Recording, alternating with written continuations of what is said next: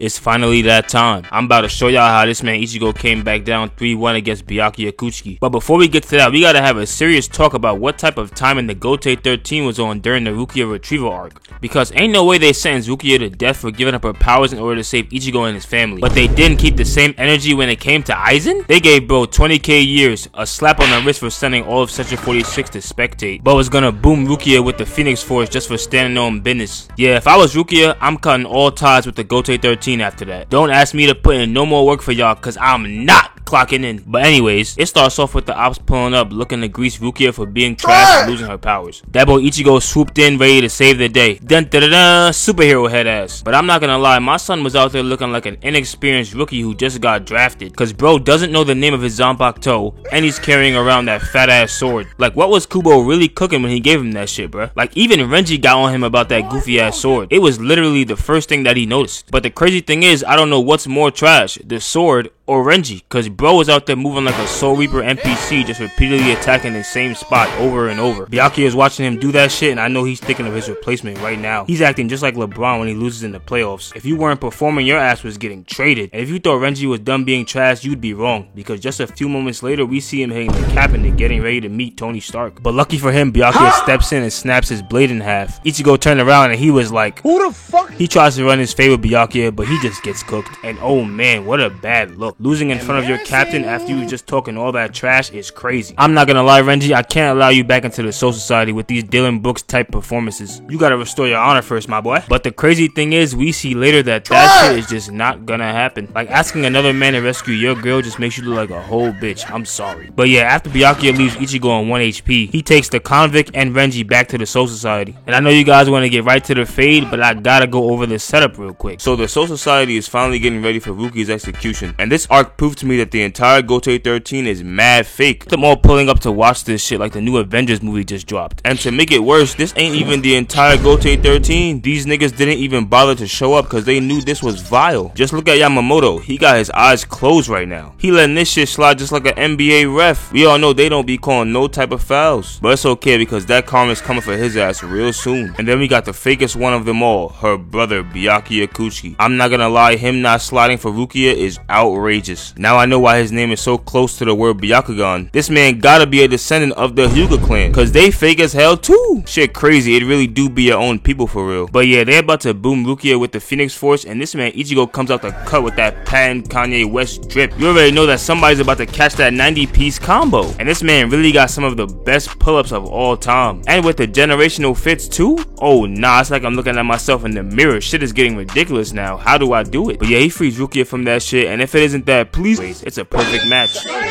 So Ichigo tells him to get away before they get put on a t-shirt. Renji like, say less, I don't belong in this lobby anyway, and he dips out of there. But of course, here comes the Gotei 13 with their D1 gatekeeping. Like, they are really trying to send Rukia to visit Michael Jackson. But yeah, Ichigo gets in the way, and this man commits one of the most devious acts that you could commit in this particular show. He put his sword down and started saucing them up with straight hands. And if he did that shit to me, the only way to retaliate is to do the same thing. You don't want to use a sword, so neither will I. I'm pulling out that mouse tool on his ass. But after he cooks them, Kubo was in the lab like, enough of these 65 overall player builds. Let me throw a level 99 at him. Enter Byakuya Kuchiki.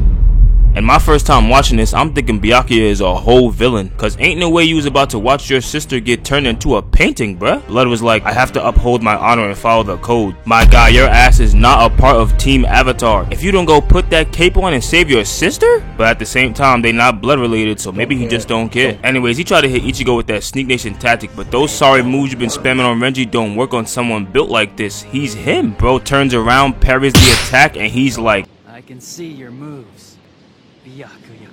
At this point, I'm ready to throw a captain's jacket on this man. Like, all we gotta do is sub out Soy Phone for Ichigo and we ready to go. Cause we all know that Bullet Bill ain't doing shit. And someone who is also not doing shit is Byakuya. Cause bro talking about it's 1,000 years too soon for you to die by my Bankai. He pulls out Senbon Zakura and Ichigo is just like, and knocks the attack away with just one swing of his sword. Clearly, Byakuya doesn't know a man who is standing on business when he sees one. You better stop playing with this man before he has you looking like your long-lost brother. And he must have heard what I said, cause he activates his Bankai and lands a direct hit on Ichigo. Got him on 1 HP after one hit. Not gonna lie, he looking like me in Ultra Rumble. Once I lock onto my prey, I can't miss a damn shot. How am I not a part of phase yet? But anyways, Ichigo gets up and he's like, let me sit up in my chair real quick. activates his Bankai, puts on the red Sonic shoes, and acquires a plus 100 speed boost to his bag. Byakuya looking at him like, that Temu ass Bankai, enough of these games, I'm about to knock you off. And I'm just looking at the screen like, does he know? And apparently he didn't, cause he pulls out that predictable ass move again, and Ichigo already got the sword at his neck.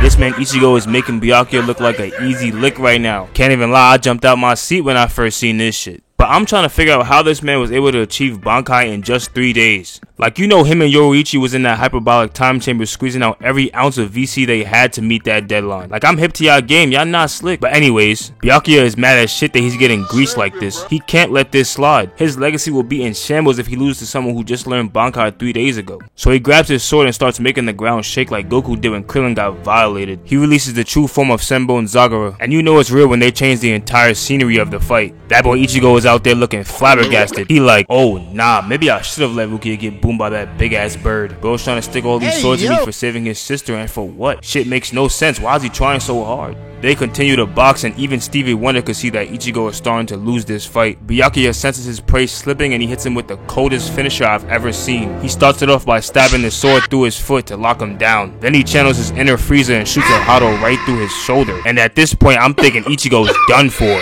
He done learned Bankai within 3 days, he saved the convict from getting executed, and he boxed with one of the strongest captains in the Gotei 13. You had a historical run, my boy. You could rest now. But of course, he is the MC, and the hollow inside him was like, no!